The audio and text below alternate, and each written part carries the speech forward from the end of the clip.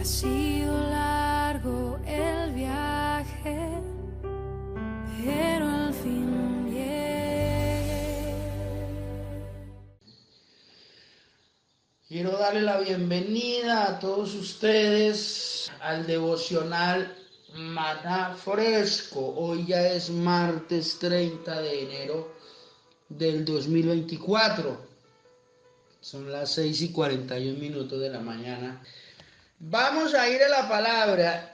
Vamos en el día 30. Les voy a hacer trampa. Aquí todo se vale. Yo dije que 40 días, pero no me acordaba que la idea era acabar el 10 de febrero los 40 días. Pero no me acordaba que enero tiene 31 días. Entonces van 41.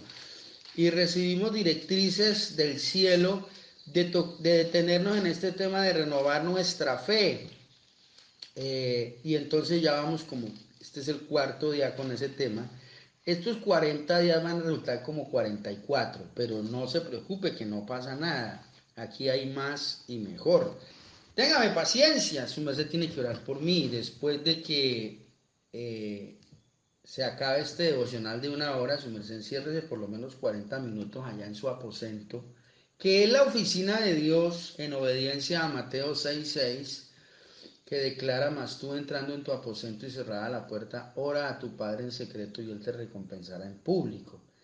Y allá pues ora por usted, por todos sus asuntos.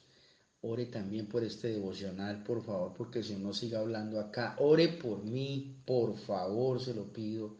A mí lo único que me sobran aquí son buenas intenciones. De resto me hace falta de todo, ¿sí? Entonces, por favor, ore por mí. Téngame paciencia. Pero buenas intenciones sí me sobran, se lo aseguro. Ya creo que es lo único que nos sobra acá. Bueno, el tema del día de hoy: renueve su fe. Solo así usted podrá agradar a Dios. Y les voy a dar las citas para que usted lea Biblia. Mateo 13, Marcos 6, Lucas 4, Hebreos 11, Éxodo 31, Deuteronomio 9 y Deuteronomio 10.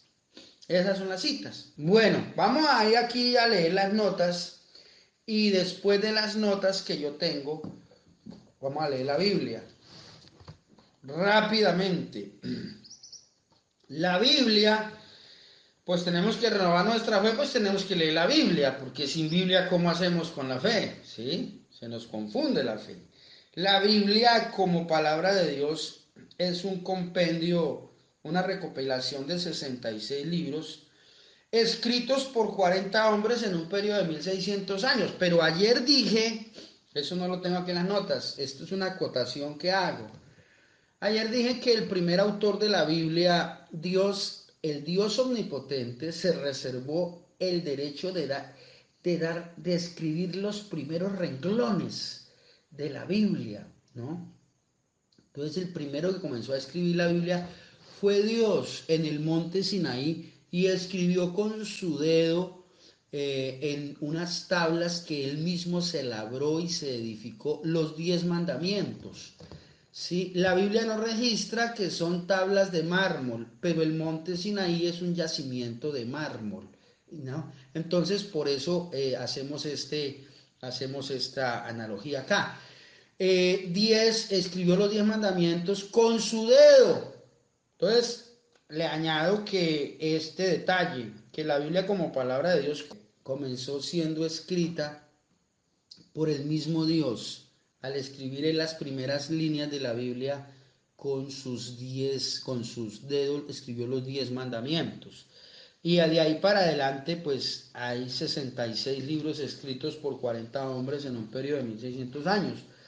Creemos que estos hombres fueron iluminados y dirigidos por Dios, similar al proceso que adelanta la profesora o el profesor en el colegio cuando le dicta a sus alumnos lo que deben escribir. Eso fue lo que Dios hizo como maestro, dictándole a sus alumnos, los profetas, los hombres de Dios que escribieron su palabra. En este principio de buena fe creemos que la Biblia es la palabra de Dios, y las evidencias científicas hasta el día de hoy nos muestran que toda su información es verídica y es real. Una ciencia como la arqueología nos afirma con toda su autoridad la veracidad de la información contenida en la Biblia. Y ayer leí un artículo del 10 de abril, del 28 de abril del 2010, donde los arqueólogos chinos y unos arqueólogos chinos, ahí hay también, siempre los israelíes han estado al frente de esto, hallaron el arca de Noé en los montes de Ararat, ¿sí? Ya el arca de Noé se encontró. Todo esto nos muestra con evidencias arqueológicas, evidencias científicas, la veracidad de la palabra de Dios. Pero este asunto de la fe, a pesar de que uno demuestre lo que demuestre, muestre lo que muestre y demuestre lo que demuestre, cuando la gente no quiere creer, no cree. No es porque no pueda creer, es mentira que la gente no puede creer. La gran realidad que nos muestra la Biblia con todos sus relatos es que la gente sencillamente no cree porque no quiere, no porque no puede. Por eso es que existe un infierno, ¿ya? Porque la gente puede creer, pero no quiere. Por ejemplo, Adán y Eva en el huerto del Edén le creyeron a Dios hasta que vino el diablo y les dijo lo contrario. Entonces ahora ya no quieren creerle a Dios, no es que no puedan, sino que no quieren creerle a Dios. Ahora quieren creer lo que Satanás dice con el tema del fruto prohibido, ¿no? Entonces, en estas notas tengo acá que el género humano siempre ha estado entre la ambivalencia de la fe y la incredulidad. O sea, creerle a Dios o no creerle a Dios. En la antigüedad, los hombres de Dios como Abraham, que no tuvieron una Biblia, porque hubieron generaciones enteras que no tuvieron una prueba documental, nada escrito de Dios, pero oraban. Por eso es tan importante la oración hoy en día, porque ellos solo tenían la oración como instrumento para relacionarse con Dios. Hoy nosotros contamos con la oración y la Biblia, la prueba documental. En la antigüedad los hombres de Dios como Abraham, que no tuvieron una Biblia, lograron entablar una relación personal con Dios porque hablaban con Él, con Dios, y Dios hablaba con ellos. Al aparecer la Biblia, desde el momento en que Moisés comenzó a escribirla en el monte Sinaí, primero Dios y luego Moisés, el ser humano ha tenido un documento, una prueba documental viva y real para que dirija y sustente su fe, sus convicciones. Pero aún teniendo la Biblia, oiga esto, y las profecías, el pueblo de Israel no creyó que Jesucristo era el Mesías. Esto lo que demuestra es que con la Biblia o sin la Biblia, el hombre quiere o no creer. Puede, pero no quiere creer en Dios. De aquí en adelante comienza una lista interminable de personajes que pudiéramos ubicar entre los creyentes y los incrédulos con sus consecuencias en cada caso. En este devocional pues vamos a explicar algunos de ellos, pero usted aquí debe tomar partido. Usted debe ser de los que cree porque quiere creer, no porque puede, porque todo el mundo puede creer.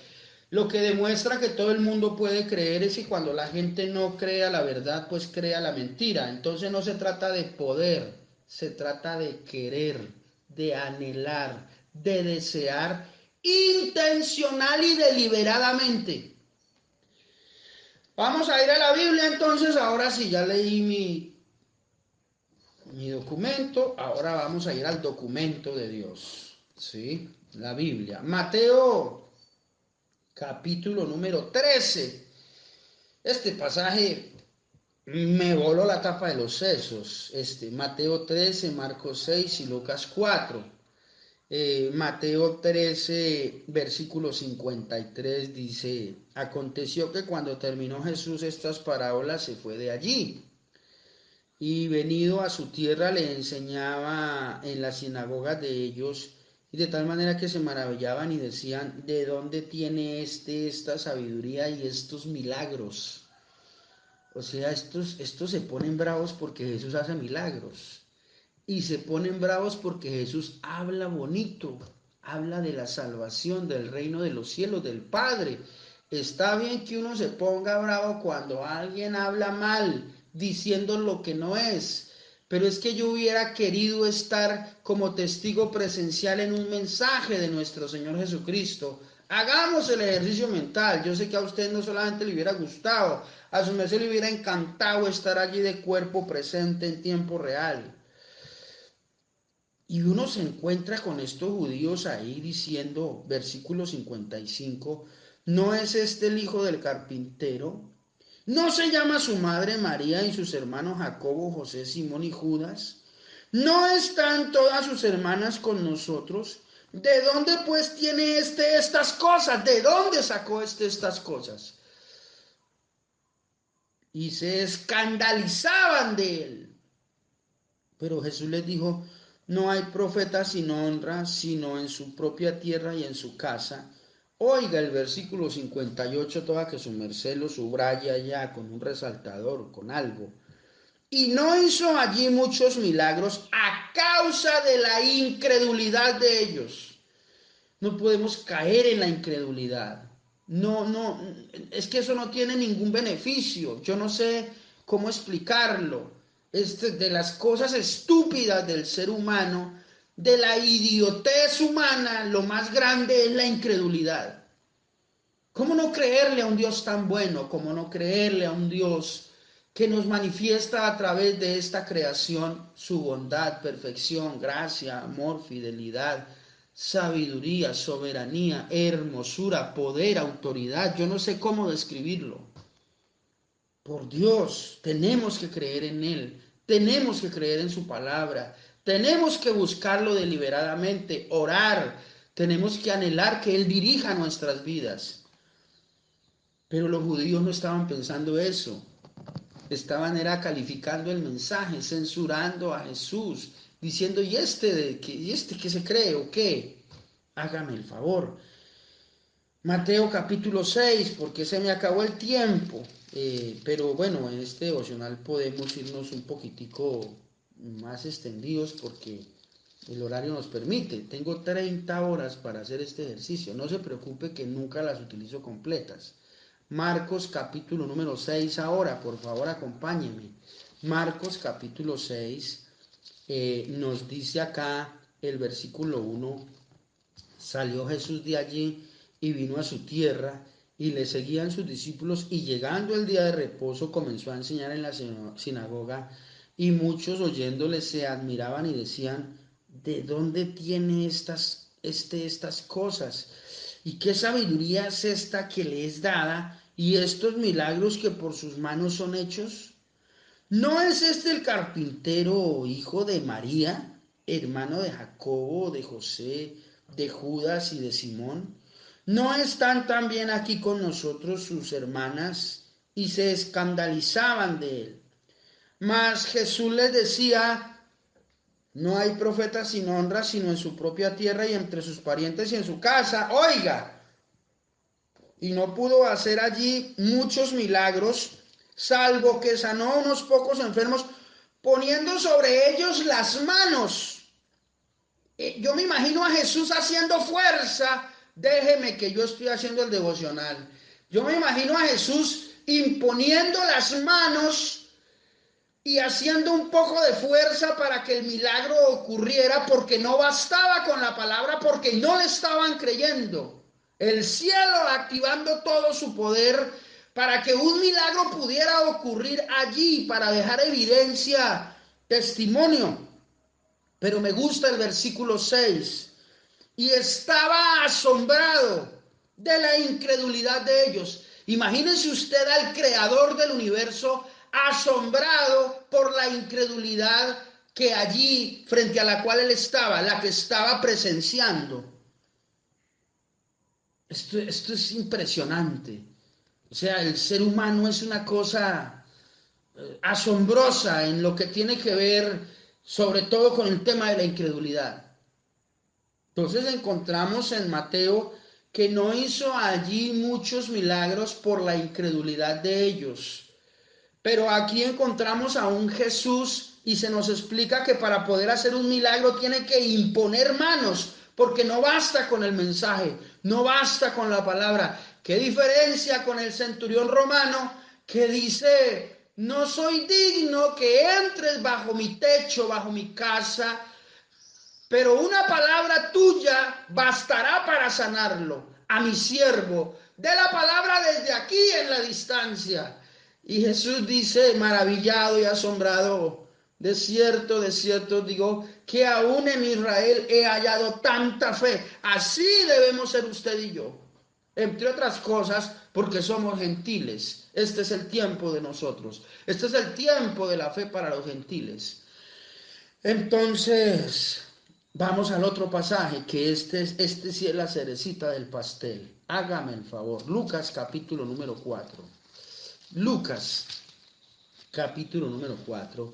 Aquí aparece la evidencia del mismo pasaje que hemos leído, pero aquí hay un detalle que es maravilloso, es más sorprendente todavía que el anterior.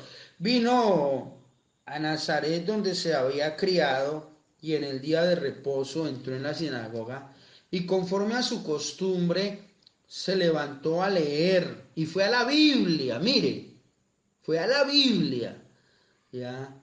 Se levantó a leer y leyó el libro del profeta Isaías, y habiendo abierto el libro halló el lugar donde estaba escrito: el Espíritu del Señor está sobre mí, por cuanto me ha ungido para dar buenas nuevas a los pobres, y me ha enviado a sanar a los quebrantados de corazón, a pregonar libertad a los cautivos y vista a los ciegos, a poner en libertad a los oprimidos y a predicar el año agradable del Señor. Eso está en Isaías 61. Fue a Isaías y lee esta profecía que hace referencia a él.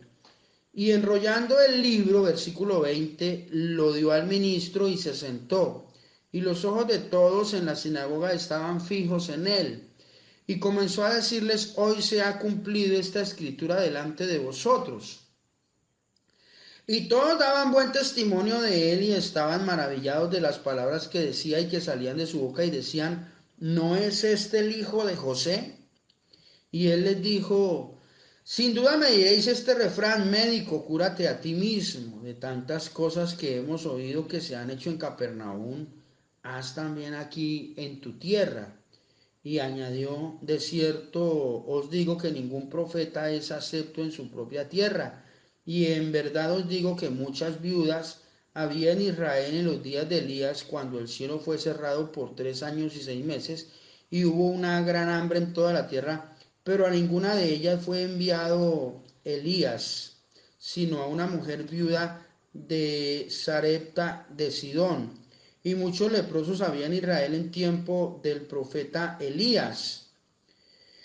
Pero ninguno de ellos fue limpiado, sino Naamán el sirio. Al oír estas palabras, estas cosas, todos en la sinagoga se llenaron de ira. Y levantándose, le echaron fuera de la ciudad.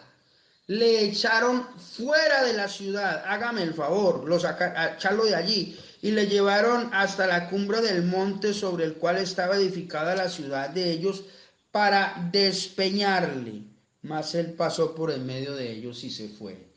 No lo querían tener entre ellos porque no lo aceptaron como el Mesías. Entonces el tema de la incredulidad es un asunto que sorprende al mismo Señor Jesucristo y que no tiene su sustento absolutamente en nada. No hay nada que justifique la incredulidad cuando tenemos la Biblia, cuando contamos con Él, cuando podemos orar, cuando podemos buscar su gloria y su presencia.